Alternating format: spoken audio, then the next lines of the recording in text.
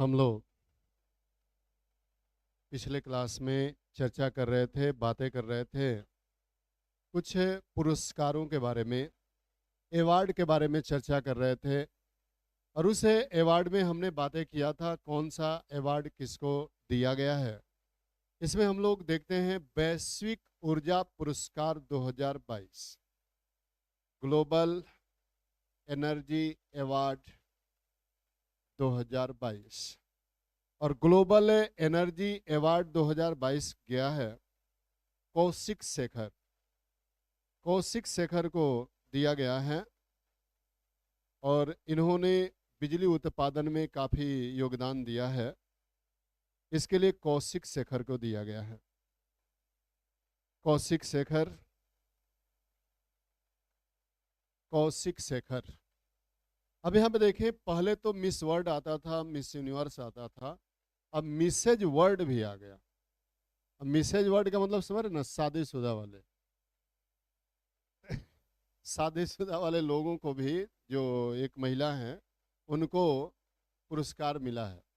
पहले miss world, अभी miss world भी बताएंगे। जो मिस वर्ल्ड होता है वो एक तरह से आपका, उसमें जो शादीशुदा नहीं है उनको ही दिया जाता है, और वो पूरे दुनिया के ब्यूटी कंटेक्स्ट होता है, और उसमें वह लंदन के संस्था के द्वारा दिया जाता है। लेकिन वहीं पे जो मिस यूनिवर्स है वो अमेरिका के एक संस्था के द्वारा दिया जाता है। क्या क्या मिस यूनिवर्स। और एक है मिसेज वर्ल्ड, जिसमें शादीशुदा महिलाओं के लिए नया शुरू किया गया है। और इसको किसने जीता है?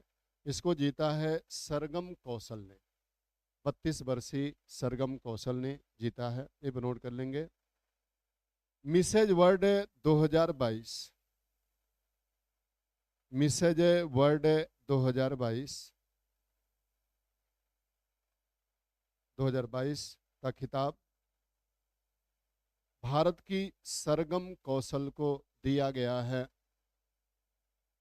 भारत की सरगम कौशल को दिया गया है। ये नोट कर लें। 32 वर्षीय सरगम कौशल को दिया गया है। दूसरा पॉइंट नोट कर लें। मिसेज वर्ल्ड प्रतियोगिता शादीशुदा, मिसेज वर्ल्ड प्रतियोगिता शादीशुदा,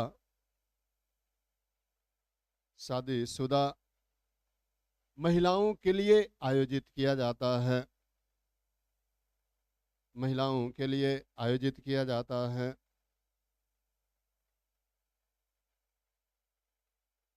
आयोजित किया जाता है।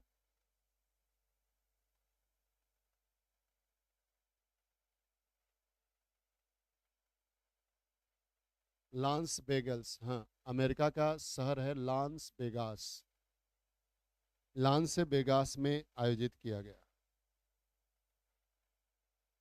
आगे, miss India world wide 2022, miss India world wide 2022। और ये खिताबें किसको दिया गया है? खुशी पटेल को। मिस इंडिया वर्ल्ड वाइड 2022 खुशी पटेल को दिया गया है। और ये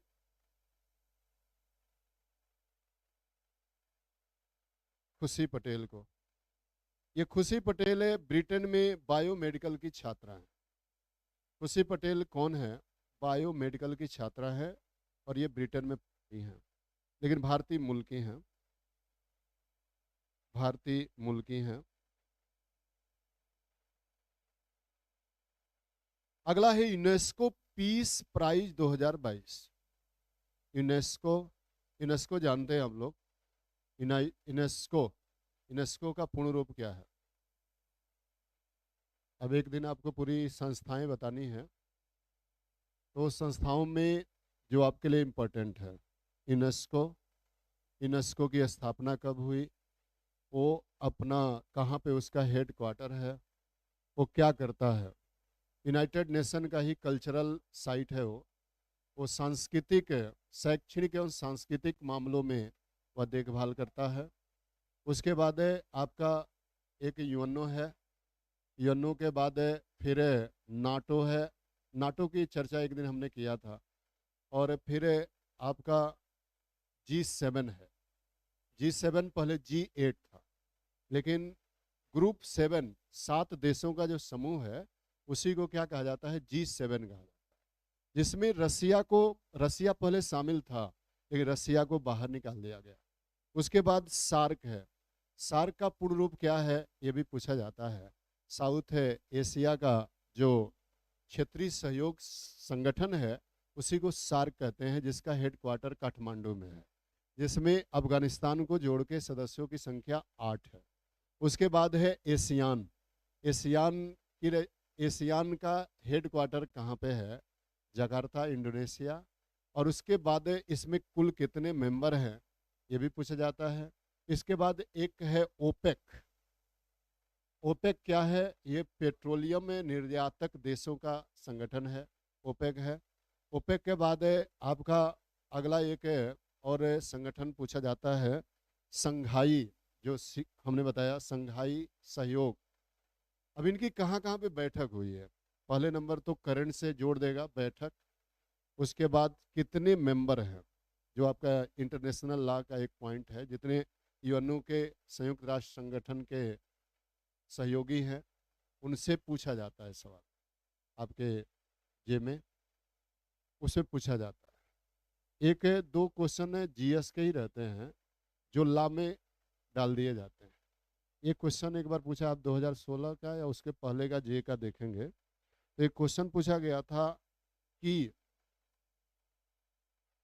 आपका लियाकत अली और जवाहरलाल नेहरू के बीच जो समझौता हुआ 1950 में भारत और पाकिस्तान के बीच में, वो किससे संबंधित था? अल्पसंख्यक सुरक्षा। अल्पसंख्यक सुरक्षा से था, नेहरू लियाकत अली समझौता। ये किससे था? आपका अल्पसंख्यक सुरक्षा से था। यहाँ से एक क्वेश्चन रहता है इस तरह के, यानी कि आज़ादी के बाद जो भारत है जिसमें कई हुआ, पंचशील समझौता हुआ, अल्पसंख्यक समझौता हुआ, फिर आपका बांडुंग समझौता हुआ। उसी बांडिंग समझौता के परिणाम स्वरूप गुट निरपेक्षता का जन्म हुआ। उसके बाद आपका गुट निरपेक्षता में कौन कौन से देश हैं, और भारत के प्रधानमंत्री जवाहरलाल नेहरू, इंडोनेशिया के राष्ट्रपति, और आपके एक दो और राष्ट्रपति राजनेताओं ने मिलकर कहा कि न तो हम पूंजीवादी देश में जाएंगे और न ही हम किस देश के साथ रहेंगे, साम्यवादी के साथ रहेंगे, हम एक तरह से गुट निरपेक्ष रहेंगे। इसलिए नाम एक तरह से नॉन अलाइनमेंट का जन्म हो गया, एक गुट निरपेक्षता का जन्म हो गया। वहाँ से एक सवाल रहता है। आगे देखते हैं तो यूनेस्को पीस प्राइज 2022 ये दिया गया है एंजेला मर्केल। एंजेला मर्केल कौन है? ये जर्मनी की पूर्व चांसलर हैं। ये नोट कर ले, यूनेस्को पीस प्राइज 2022। यह पुरस्कार एंजेला मर्केल को दिया गया है। अगला है द लिबर्टी मेडल 2022। लिबर्टी का मतलब स्वतंत्रता से है। लिबर्टी मेडल 2000 लिबर्टी मेडल है 2000 है। ये लाइव चल रहा है कि नहीं चल रहा? देख लीजिए, मेरे ख्याल से नहीं चलाएगा। आगे नोट कर लें, यूनेस्को पीस प्राइज 2022। और ये देखा द लिबर्टी मेडल 2022, ये यूक्रेन के राष्ट्रपति व्लादिमीर जेलेंस्की को दिया गया। राष्ट्रपति व्लादिमीर जेलेंस्की पूरा नाम है, जो जेलेंस्की इस समय तहलका मचाया। उसके चक्कर में एक और महिला भी आ गई। उसने कहा कि अब हम किसको साथ देंगे? आपके इस जेरलेस्की का। छोटा सा देश है और वो व्लादिमीर पुतिन के खिलाफ बोल रही है। अब उसको परफ्यूम बम नाम दे दिए। उसको नाम क्या दे दिए लोग? Perfume bomb.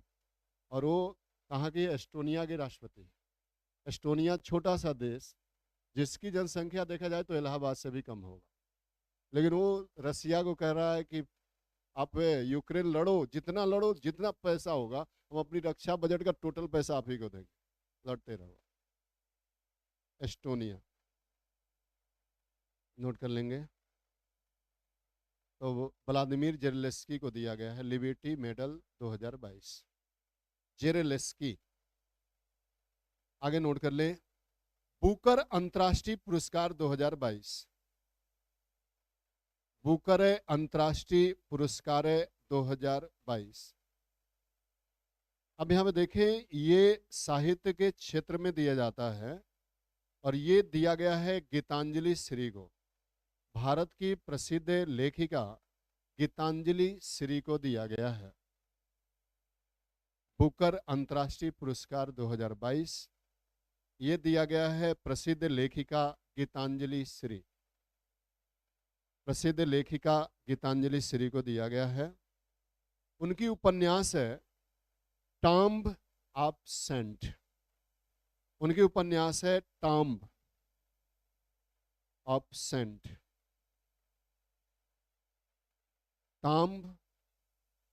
Tomb of saint. Tomb होता है स्तूप, बालू की स्तूप। अगर हिंदी में इसे कहें तो बालू की स्तूप। उसी टॉम्ब ऑफ सेंट, SAND, उसी के लिए रेत की समाधि, रेत की समाधि, रेत की स्तूप। आगे नोट कर लें। इनकी मूलतः हिंदी में जो किताब थी वो थी रेत की समाधि, लेकिन इसका अंग्रेजी में अनुवाद डेजी रॉकवेल ने किया और डेजी रॉकवेल ने टॉम्ब ऑफ सेंट नाम दे दिया और इसीलिए इन्हें बुकर अंतर्राष्ट्रीय अवार्ड से सम्मानित किया गया। इसका अंग्रेजी अनुवाद करता भी नोट कर लेंगे। ये नोट कर लें। रेत की समाधि को अंग्रेजी में ट्रांसलेट डेजी रॉकवेल के द्वारा किया गया। डेजी रॉकवेल के द्वारा किया गया। रेत की समाधि को डेजी रॉकवेल के द्वारा किया गया। रॉकवेल के द्वारा किया गया। आगे देखते हैं। अब यहाँ पे देखें, एक अवार्ड है पुलित्जर अवार्ड, और पुलित्जर अवार्ड पर हमने कल चर्चा किया था। ये किस क्षेत्र में दिया जाता है? पत्रकारिता के क्षेत्र में। यहीं पर नोट कर लेंगे। अमेरिका देता है पुलित्जर पुरस्कार। पुलित्जर पुरस्कार, ये नोट कर लें। पुलित्जर पुरस्कार यह है पत्रकारिता के क्षेत्र में दिया जाने वाला पुरस्कार है। पत्रकारिता के क्षेत्र में दिया जाने वाला पुरस्कार है।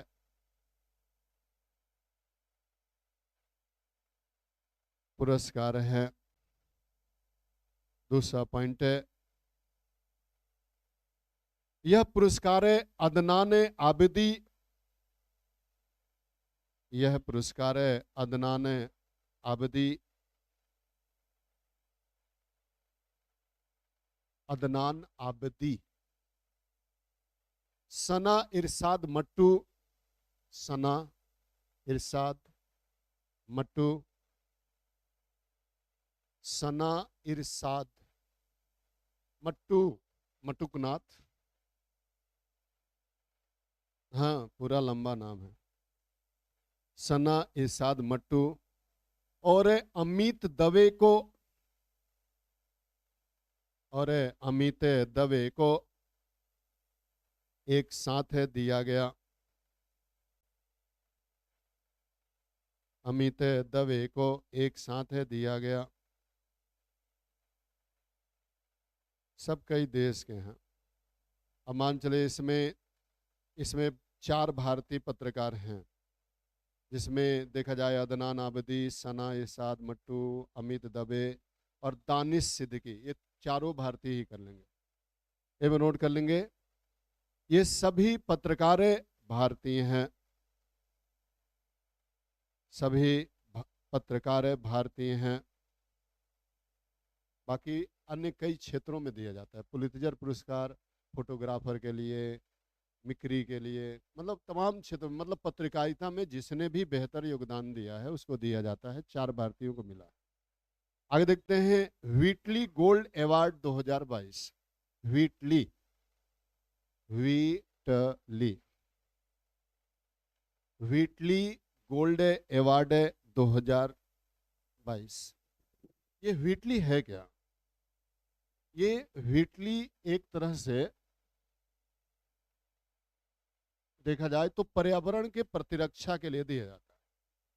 पर्यावरण के लिए जो डॉक्यूमेंट्री इत्यादि फिल्म बनाई जाती है उसके लिए एक तरह से व्हीटली अवार्ड दिया जाता है। व्हीटली अवार्ड,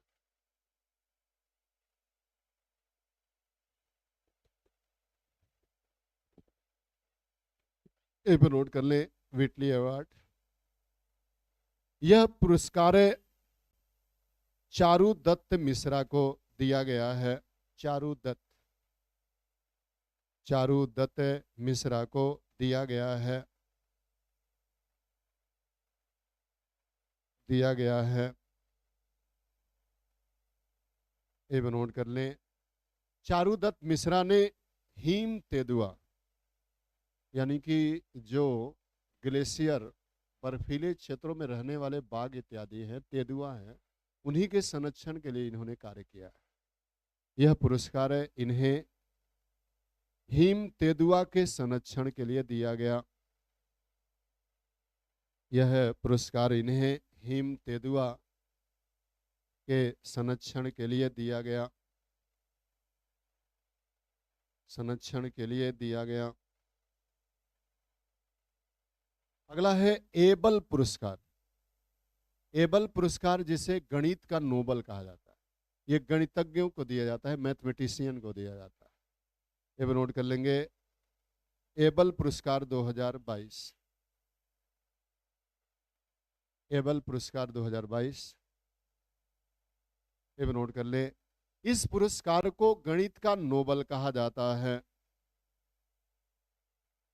गणित का नोबल कहा जाता है। यह पुरस्कार डेनिस पार्नेल सुलीवान, यह पुरस्कार किसको दिया गया है? डेनिस पार्नेल सुलीवान को, डेनिस पार्नेल सुलीवान को प्रदान किया गया है। सुलीवान, सुलीवान ने एक प्राचीन, मतलब अंग्रेजों के शासनकाल में एक इतिहासकार भी है। सुलेमान भारत आता है और भारत आने के पश्चात यहाँ के इकोनॉमिक सिस्टम को देखता है कि कैसे ईस्ट इंडिया कंपनी शोषण कर रही है। इसलिए वो कहता है और अपनी पत्र पत्रिकाओं में लिखता है कि हमारी सिस्टम एक स्पंज की तरह काम कर रही है और गंगा नदी के पानी को सोखती है और ले जाके टेम्स नदी में गिरा देती है। गंगा नदी के पानी को सोखती है और शोषित करती है, अब्जॉर्ब करती है, ले जाके टेम्स में गिरा देती है। यानी कि वो पानी का मतलब क्या हो गया? यहाँ का धन, यहाँ के रिसोर्सेज, यहाँ का सोना चांदी कोयला इत्यादि। सुलेमान उन्हीं के नाम पर कहीं रखे गए हों इनका नाम। तो डेनिस पर्नेल सुलेमान को दिया गया है। आगे देखते हैं,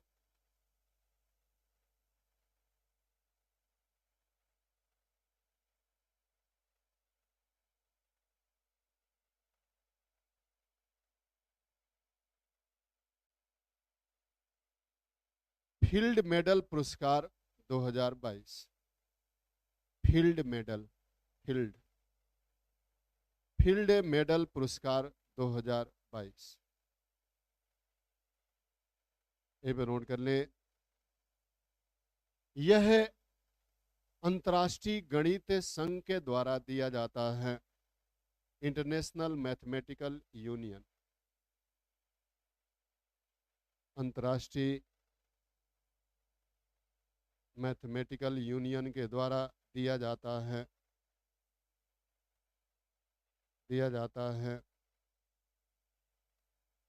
यह पुरस्कार 40 वर्ष से कम आयु के, यह पुरस्कार 40 वर्ष से कम आयु के लोगों को दिया जाता है,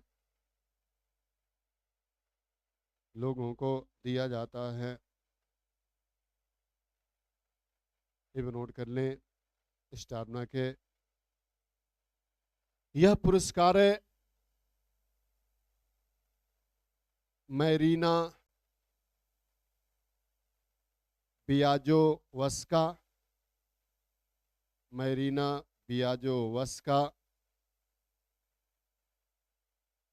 जेम्स मेनाई, मैरीना बियाजोवस्का,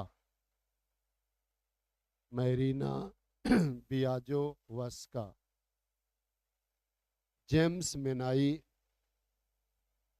और ह्यूगो कोपिन को दिया गया।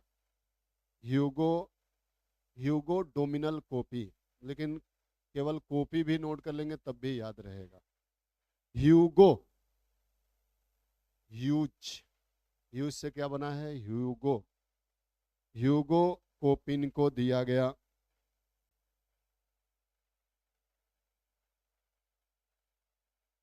अब हम लोग देख लेते हैं नोबल पुरस्कार। नोबल पुरस्कार से एक सवाल रहेगा, यहीं डाल लेते हैं नोबल प्राइज 2022, नोबल पुरस्कार 2022। अब यहाँ पे देखिए, नोबल पुरस्कार पढ़ने के लिए आपके लिए साहित्य जानते रहिए, अर्थ जानते रहिए, शांति जानते रहिए। पीसीएस वगैरह में फिजिक्स पूछा जाता है, कई क्षेत्रों में दिया जाता है। शांति पुरस्कार, यहाँ पे शांति पुरस्कार नॉर्वे की एकेडमी देती है और बाकी सब रॉयल स्वीडिश एकेडमी देती है, यानी कि स्वीडन के बैंक के द्वारा बाकी सभी अवार्ड दिए जाते हैं शांति को छोड़कर। और शांति कहाँ से मिलता है? नॉर्वे से मिलता है। और ये 10 दिसंबर को दिया जाता है, जो अंतर्राष्ट्रीय मानवाधिकार दिवस होता है। और किसके जन्मदिन के अवसर पर दिया जाता है? अल्फ्रेड नोबल के जन्मदिन के अवसर पर दिया जाता है। नोबल के जन्मदिन के अवसर पर दिया जाता है, ये भी नोट कर लें।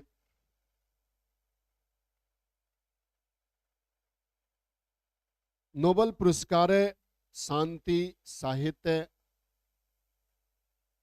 चिकित्सा, रसायन, शांति, साहित्य, चिकित्सा, रसायन, भौतिक विज्ञान और अर्थशास्त्र के क्षेत्र में दिया जाता है। Peace, literature, medicine, chemistry, physics and economy के क्षेत्र में दिया जाता है। अभी कितना हो गया? कितने क्षेत्र में है? 7 है कि 6 है? वैसे काउंटिंग कर लीजिए। 6 है। आगे नोट कर ले। 1968 ईस्वी में 1968 ईस्वी में अर्थशास्त्र के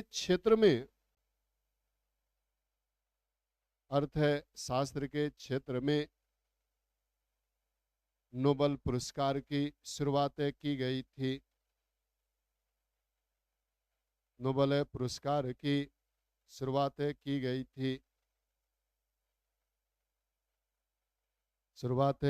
थी। ये भी नोट कर लें। अब इसमें सबसे पहले देखते हैं साहित्य। साहित्य का अवार्ड किसे गया है? साहित्य देखा जाए तो ये अवार्ड दिया गया है एनी एर्नाक्स को। एनी एर्नाक्स एक फ्रांस की लेखिका है, फ्रेंच राइटर है एनी एर्नाक्स। इन्हीं को ये नोबेल पुरस्कार 2022 का दिया गया है। और उनकी एक पहली पुस्तक प्रकाशित हुई थी जिसका नाम था क्लीन्ड आउट। उसी क्लीन्ड आउट के लिए इन्हें ये अवार्ड दिया गया है। तो दो चीज़ें याद रखें, किस देश की है पहला क्वेश्चन, तो फ्रेंच राइटर है, और नाम क्या है और कौन सी किताब के लिए दिया गया है। तो किताब का नाम क्या है? Cleaned out. ये तीन चीज़ें याद रहेगा, क्वेश्चन गलत नहीं होगा। फर्स्ट फ्रेंच, सेकंड लेखिका का नाम, और थर्ड किताबों का नाम। ये नोट कर लेंगे। साहित्य का नोबेल पुरस्कार एनी एर्नाक्स को, एनी एर्नाक्स को दिया गया, एनी एर्नाक्स को दिया गया।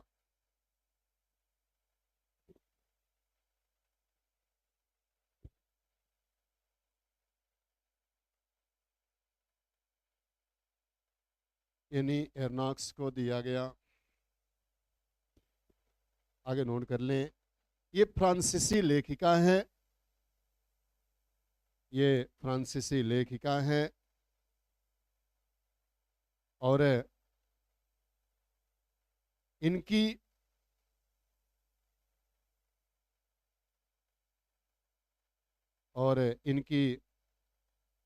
प्रसिद्ध पुस्तक है क्लीन आउट। इनकी प्रसिद्ध पुस्तक है क्लीन्ड आउट।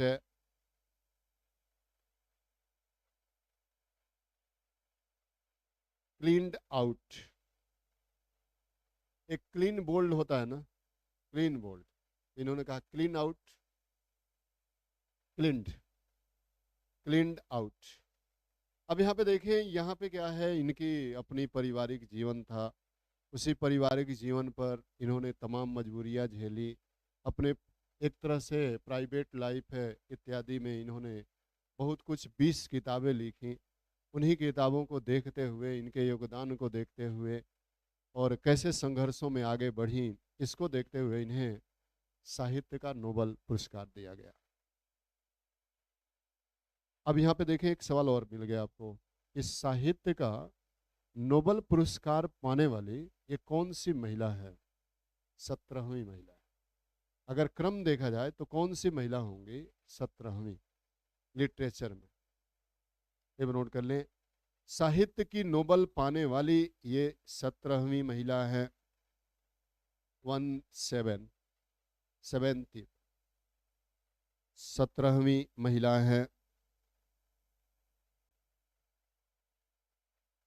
है, आगे देखते हैं, शांति, शांति का पुरस्कार, शांति का नोबेल पुरस्कार, पीस। शांति का नोबेल पुरस्कार दिया गया है जो बेलारूस के जेलों में बंद हैं, मानवाधिकार कार्यकर्ता Ales Bialiatski, Ales Bialiatski, Ales Bialiatski.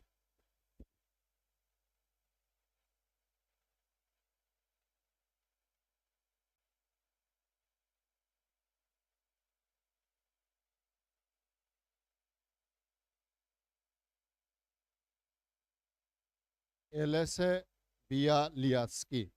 यहाँ पे तो आसान है, जैसे आप गए और टिक लगाना है, तुरंत देखा कि यही होगा, पढ़े हैं तो आप टिक लगा लेंगे।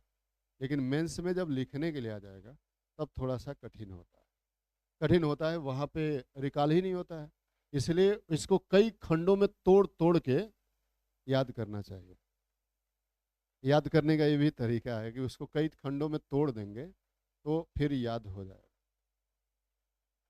तो एलन लियास्की के बारे में बातें करें तो ये बेलारूस के जेलों में बंद हैं और इसीलिए वहाँ पे ये मानवाधिकार कार्यकर्ता है। बेलारूस ने ज़बरदस्ती इन्हें बंद कर रखा है अपने जेलों में।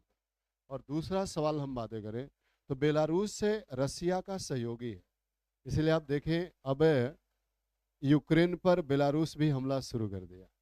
बेलारूस ने भी कल से क्या कर दिया, हमला शुरू कर दिया। तो अब रूस और बेलारूस दोनों मिलकर अब किस पे आक्रमण कर रहे हैं, यूक्रेन पर, यूक्रेन पे हमला शुरू कर दिया। तो उसी बेलारूस के जेलों में बंद हैं ये मानवाधिकार कार्यकर्ता। इन्हीं को शांति के लिए नोबेल पुरस्कार से सम्मानित किया गया। ये भी नोट कर लें।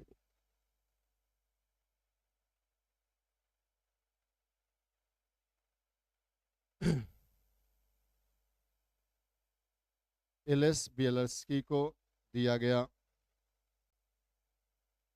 एलएस बियलस्की को दिया गया। दूसरा पॉइंट नोट कर लें, रूसी मानवाधिकार संगठन मेमोरियल, रूसी मानवाधिकार संगठन memorial,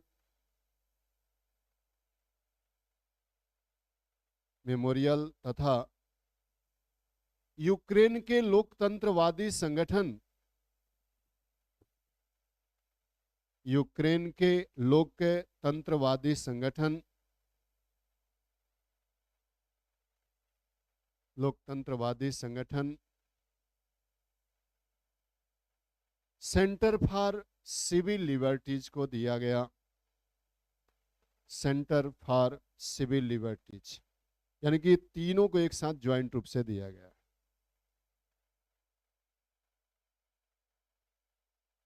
centre for civil liberties को दिया गया, सिविल लिबर्टीज को दिया गया। ये दोनों पुरस्कार याद रखें। अब एक नोबेल पुरस्कार भी देख लें। नोबेल पुरस्कार में इम्पोर्टेंट में अर्थशास्त्र को देख लें, क्योंकि भौतिकी अब इतना ज़्यादा इन लोगों में मिला है कि याद रखने के लिए आप अर्थशास्त्र को देख सकते हैं। और अर्थशास्त्र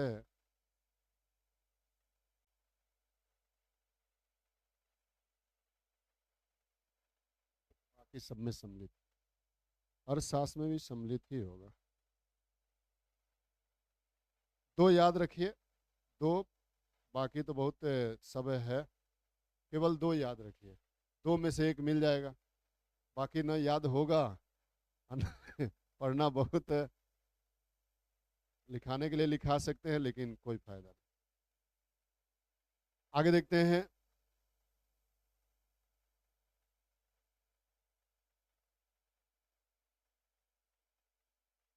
भारतीय मूल की बीना नायर को, भारतीय मूल की बीना नायर, बीना,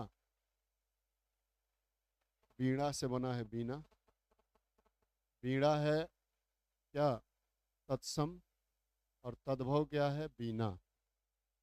तो बीना नायर को ऑस्ट्रेलिया के प्रधानमंत्री पुरस्कार से सम्मानित किया गया है,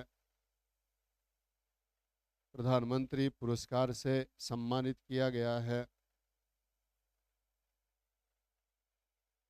पुरस्कार से सम्मानित किया गया है। कल एक पुरस्कार की हमने चर्चा किया था, देखते हैं याद है कि नहीं आप लोग। बताया था बुकर पुरस्कार 2022। बुकर पुरस्कार 2022 किसको दिया गया है, किस कृति के लिए दिया गया?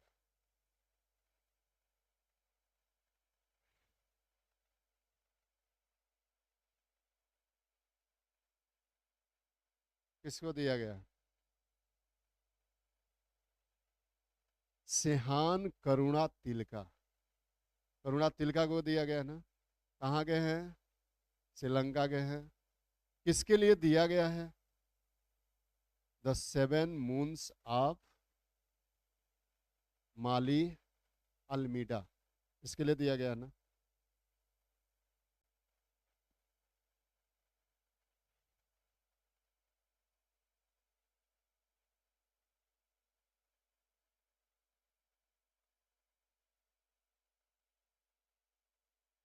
आगे देखते हैं सियोल शांति पुरस्कार।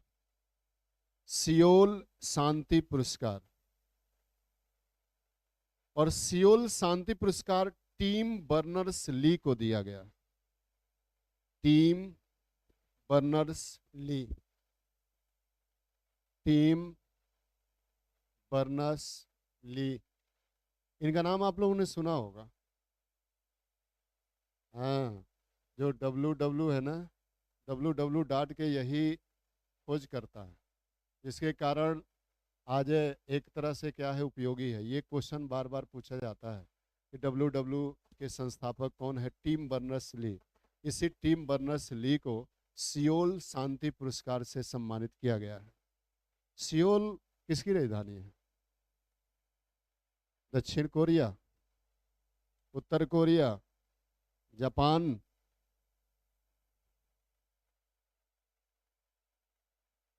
आगे तो टिम बर्नर्स ली को दिया गया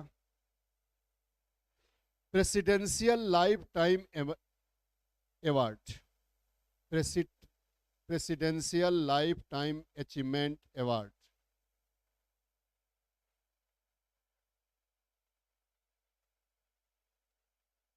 तो ये अमेरिका ने दिया है Krishna Vavilala presidential lifetime achievement award. Krishna Vavilala, Krishna Vavilala, ये अमेरिका का सर्वोच्च पुरस्कार है जो दिया गया है 86 वर्षीय कृष्णा बबीलाला को, बबीलाला को दिया गया है।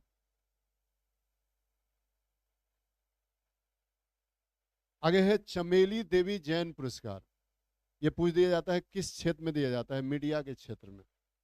ये नोट कर लें, चमेली देवी जैन पुरस्कार 2021, क्योंकि 22 की अभी घोषणा नहीं हुई है, अभी पीछे चलता है। चमेली देवी पुरस्कार 2021, ये नोट कर लें। यह मीडिया फाउंडेशन के द्वारा, मीडिया फाउंडेशन के द्वारा दिया जाता है, मीडिया फाउंडेशन के द्वारा दिया जाता है। यह पुरस्कार मुंबई की महिला पत्रकार आरिफ जौहरी को दिया गया। मुंबई की महिला पत्रकार आरिफ जौहरी, आरिफ जौहरी।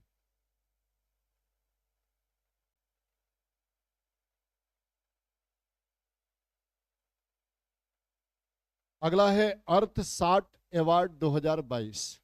अर्थ 60, अर्थ है 60 अवार्ड 2022।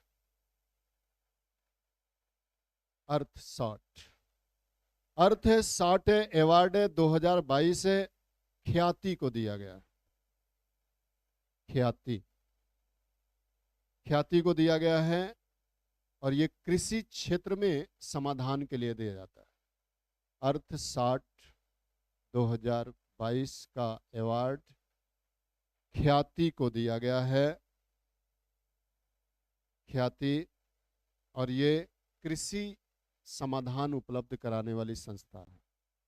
बाकी अन्य 4 को भी दिया गया है, लेकिन पूछा नहीं जाएगा, पूछा जाएगा ख्याति है। ख्याति को कौन सा अवार्ड दिया गया है? अर्थ 60 अवार्ड 2022। ये कृषि समस्या के समाधान के लिए एक स्टार्टअप है, उसी स्टार्टअप के लिए इन्हें दिया गया है। आगे है, इसे इंपॉर्टेंट कर लेंगे, संयुक्त राष्ट्र का चैंपियन ऑफ द अर्थ। इसे इंपॉर्टेंट करेंगे, पूछा जा सकता है। संयुक्त राष्ट्र का champions of the earth award 2022। Champions, हाँ चैंपियन, अर्थ है अवार्ड 2022। ये दिया गया है किसको? ये आपके रहने वाली हैं असम की प्राणी जीव वैज्ञानिक, जिनका नाम है पूर्णिमा देवी बर्मन। ये नोट कर लें। असम की वन्य जीव वैज्ञानिक, असम की वन्य जीव वैज्ञानिक पूर्णिमा देवी बर्मन को, पूर्णिमा देवी बर्मन को यह पुरस्कार दिया गया है, पुरस्कार दिया गया है।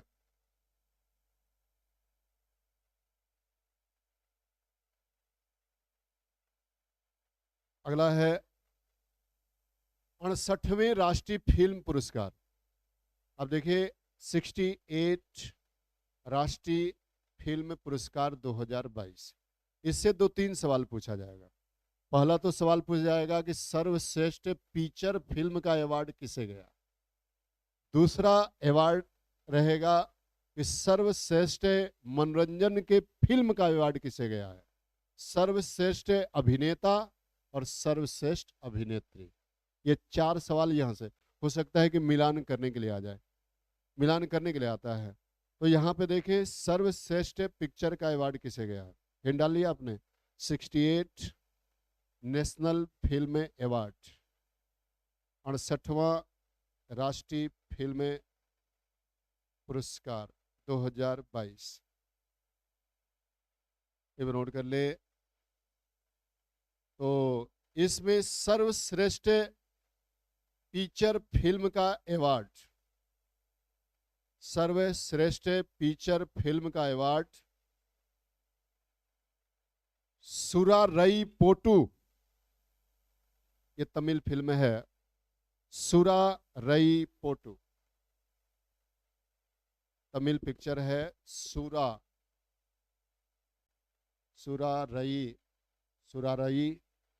पोटू। अब इसे इंपॉर्टेंट कर लेंगे, ये पूछा जा सकता है। सुरारई पोटू, पोटू ये कौन से भाषा की पिक्चर है? ये तमिल। इसे नोट कर लेंगे, तमिल भाषा की पिक्चर है। इसके डायरेक्टर कौन है? सुधा कोंगरा। इसके डायरेक्टर हैं सुधा कोंगरा।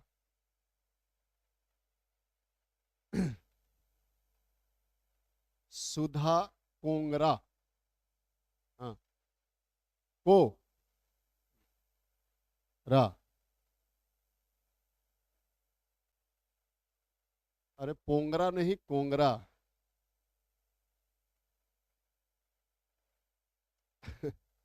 अब यहां पे देखिए सर्वश्रेष्ठ मनोरंजन वाली फिल्म, सर्वश्रेष्ठ मनोरंजन वाली फिल्म कौन है? तानाजी।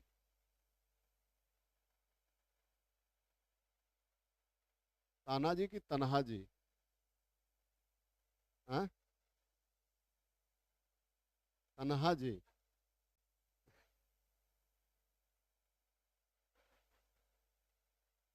ये भी नोट कर ले। सर्वश्रेष्ठ मनोरंजन वाली फिल्म का पुरस्कार Hindi film Tanhaji the unsung warrior,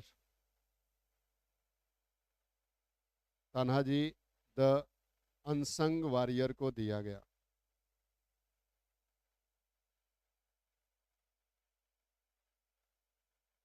आगे अगला है आरोह। अनसंग वॉरियर पूरा केवल तानाजी तानाजी फेमस हो गया, लेकिन उस पर लिखता है अनसंग वॉरियर जब पिक्चर आप देखेंगे। आगे अगला है सर्वश्रेष्ठ अभिनेता। तो तानाजी आया है तो उसके अभिनेता भी आएंगे। कौन से अभिनेता होंगे?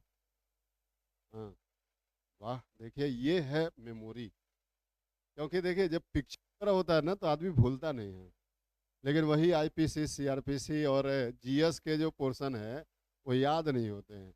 वो भूलता नहीं है, ये याद नहीं होते हैं।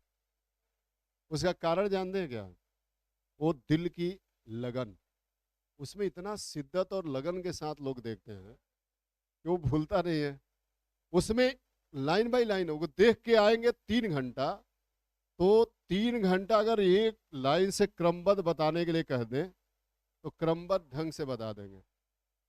और कुछ लोग सुनने वाले भी रहते हैं, आगे क्या हुआ, आगे क्या हुआ, अब वो शुरू कर देगा आगे क्या हुआ। तो भाई जब तब वो कहेगा कि ठीक है रुको, अभी खाना बना के 100 रुपया दे के आया हूँ, खाना बना के तब सुनाऊंगा। तो फिर खाना बना लेगा, फिर सुनाएंगे। वो छत पे पूरी कचहरी 2-3 घंटा चलेगी। तो अजय देवगन,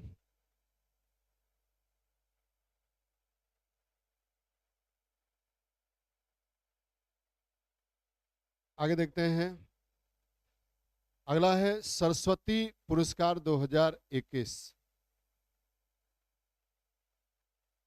क्या नाम हुआ? अभिनेता हो गया ना। अभिनेत्री है अपर्णा बाल मुरली।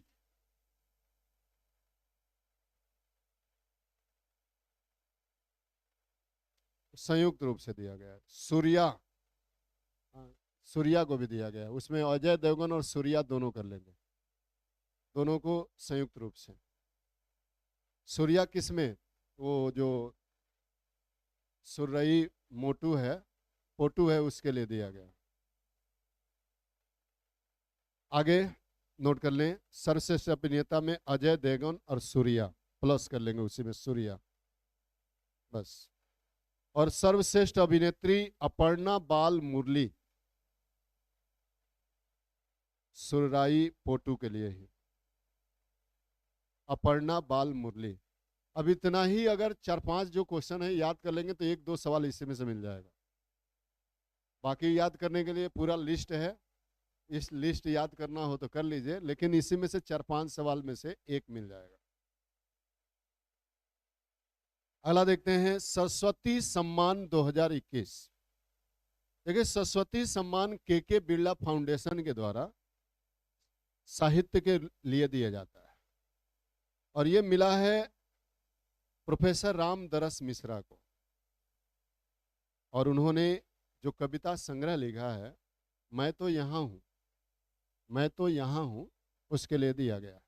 ये नोट कर लें, सरस्वती पुरस्कार 2021।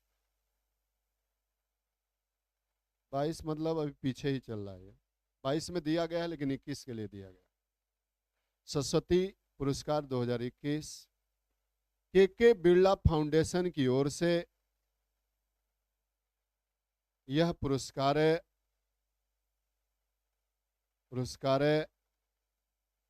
रामदरस मिश्रा को उनकी कविता संग्रह मैं तो यहाँ हूं के लिए दिया गया। कविता संग्रह मैं तो यहाँ हूं के लिए दिया गया है। आगे नोट कर लें। अब रामदरस मिश्रा का जन्म कहाँ पे हुआ है? गोरखपुर के डुमरी गांव में। गोरखपुर जिला में डुमरी गांव है, उसी डुमरी गांव में इनका जन्म हुआ। आगे 31वां व्यास पुरस्कार 2021। 31वां व्यास पुरस्कार, ये व्यास सम्मान भी के बिरला फाउंडेशन ही देता है।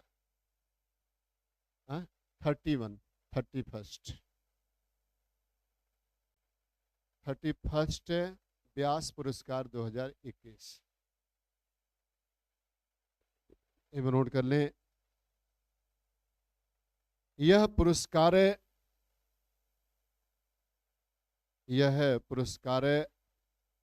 डॉक्टर असगर बजाहत को दिया गया।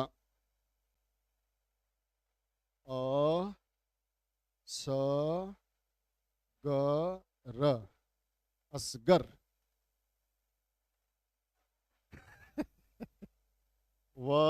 वजाहत, अभी आप इतना पहले ही हिम्मत खो बैठे इसीलिए, नहीं तो अभी उसको भी बोलने वाले थे। एक नोट कर ले, डॉक्टर असगर बजाहत, वजाहत। इनकी नाटक कौन सी है? महाबली। एक नोट कर ले, असगर बजाहत को दिया गया इनकी नाटक महाबली के लिए, महाबली के लिए दिया गया। अगला है mother Teresa memorial award 2021। Mother Teresa का नाम आप लोग सुने होंगे। मदर टेरेसा को शांति पुरस्कार भी मिला है, और एक तरह से इन्होंने नरगिस के रूप में, यानी कि नर्स के रूप में इन्होंने काम किया। और ये पश्चिम बंगाल में इन्होंने कलकत्ता के आसपास बहुत ज़्यादा काम किया, और इनकी जो संस्था थी उसको और इनको मिला के 1979 में नोबेल पुरस्कार से सम्मानित किया गया। तो मदर टेरेसा का जो अवार्ड है, ये अवार्ड किसको दिया गया है? दिया मिर्जा। दिया मिर्जा और अफरोज शाह, दोनों लोगों को संयुक्त रूप से मिला। मदर टेरेसा मेमोरियल अवार्ड 2021,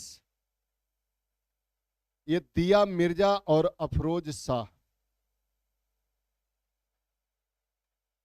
और अफरोज शाह को दिया गया। 21 ही। देखिए अब जो आएगा, जैसे ये पुरस्कार, ये थोड़ा सा बैक रहता है, तो 2023 में जब घोषणा होगा तो 2022 के लिए घोषणा होगा।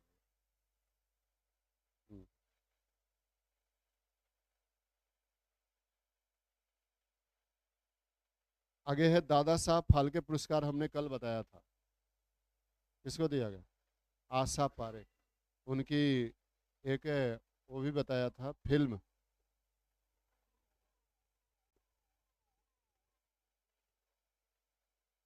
आ?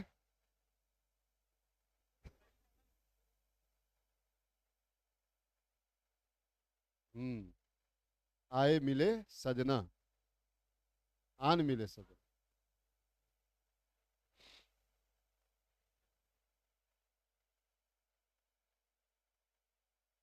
यानी कि एक दो देख लें और कोई, लगभग लाल बहादुर शास्त्री जी को भी देख लें, नोट कर लें। लाल बहादुर शास्त्री का लिखा है था, लाल बहादुर शास्त्री पुरस्कार 2022, ये मिला है बकुल ढोलकिया को। बकुल ढोलकिया। लाल बहादुर शास्त्री पुरस्कार 2022, ये आईएमएम अहमदाबाद के निदेशक रह चुके हैं। बकुल, बकुल, बकुला वाला बकुल, और ढोलकिया, ढो ल की या, बकुल ढोलकिया।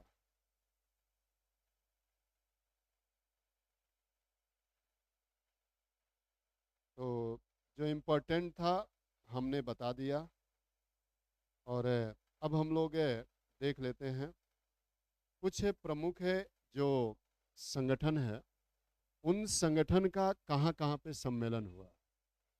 कुछ प्रमुख संगठनों के सम्मेलन को देख लेते हैं, या फिर पहले एक रैंकिंग देख लेते हैं, दो तीन जो मतलब 8-10 जो रैंकिंग इम्पोर्टेंट होता है जो पूछा जाता है, जिसमें आप फर्स्ट और सेकंड रैंकिंग को देख सकते हैं। उसके बाद भारत का उसमें कौन सा स्थान है, ये इसको देखना होता है। इसमें देखें, हमने बताया भी था आपको, पहला वर्ल्ड प्रेस फ्रीडम इंडेक्स बताया था, विश्व प्रेस स्वतंत्रता सूचकांक, हमने जब शुरुआत में बताया था कुछ इम्पोर्टेंट, उसमें भारत का रैंक कौन सा? 150।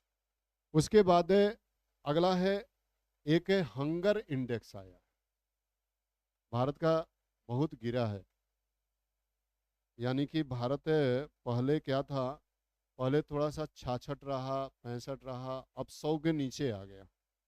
इसलिए वो पूछा जा सकता है, भूखमरी के कगार पे धीरे धीरे भारत बढ़ रहा है। आगे नोट कर लें।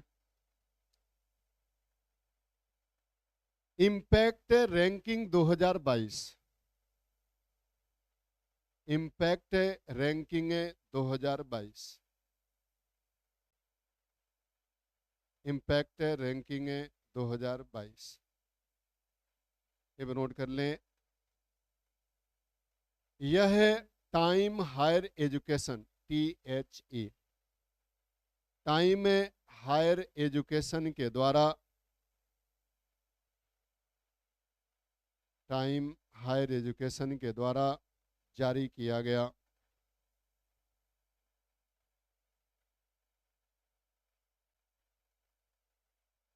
के द्वारा जारी किया गया, जिसमें विश्वविद्यालयों को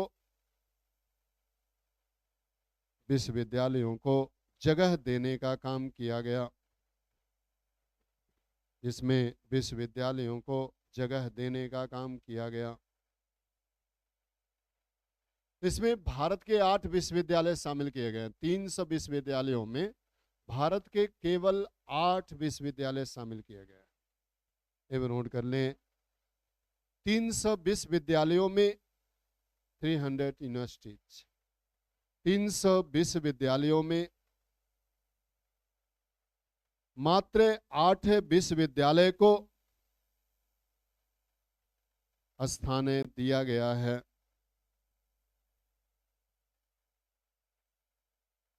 8 विश्वविद्यालय को, मतलब भारत के, इसमें जगह दिया गया है।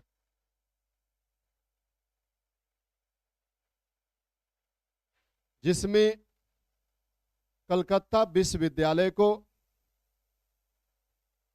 भारत के 8 जो जगह मिला है, इसमें कलकत्ता विश्वविद्यालय को प्रथम स्थान है, प्रथम स्थान है। और lovely university, lovely professional university Jalandhar में है, उसको 74वां स्थान मिला। Lovely professional university, lovely professional university को 74 रैंकिंग स्थान मिला है।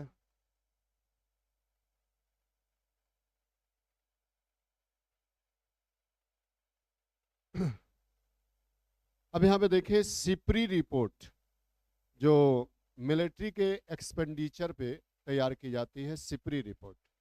उस सिपरी रिपोर्ट में सबसे अधिक दुनिया का रक्षा पे खर्च करने वाला कौन सा देश है? अमेरिका है। दूसरे पे कौन है? भारत। भारत ने तो इस बार पूरा रक्षा पे झोंक डाला है पैसा, कहा कि अब केवल रक्षा की तैयारी होगी। इस बार के बजट में देखिए सबसे ज्यादा रक्षा पे आवंटित किया है। ये भी नोट कर लें। सिपरी रिपोर्ट के अनुसार SIPRI, SIPRI,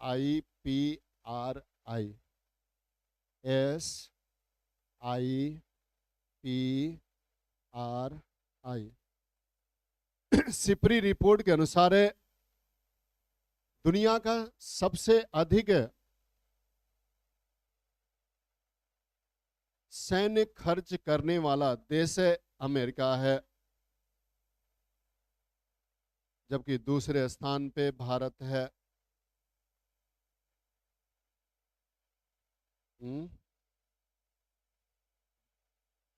भारत तीसरे पे है, दूसरे पे चीन कर लेंगे, भारत तीसरा। मतलब ये 2021 का आंकड़ा है, ये आंकड़ा 21 का है, लेकिन अगर ये निकाला जाएगा अब नया तो भारत दूसरे पे आएगा।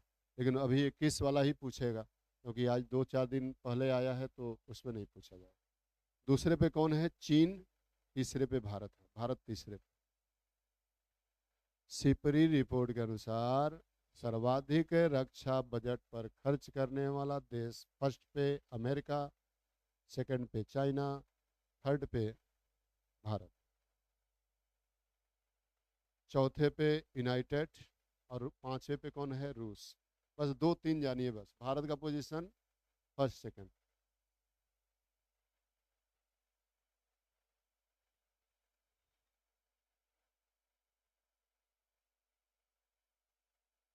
रहने दे।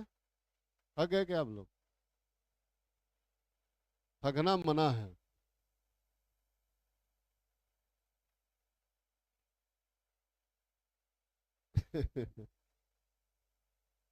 भूख तो सबको लगती है, लेकिन भूख पर भी नियंत्रण जो लगा लिया वही महान है।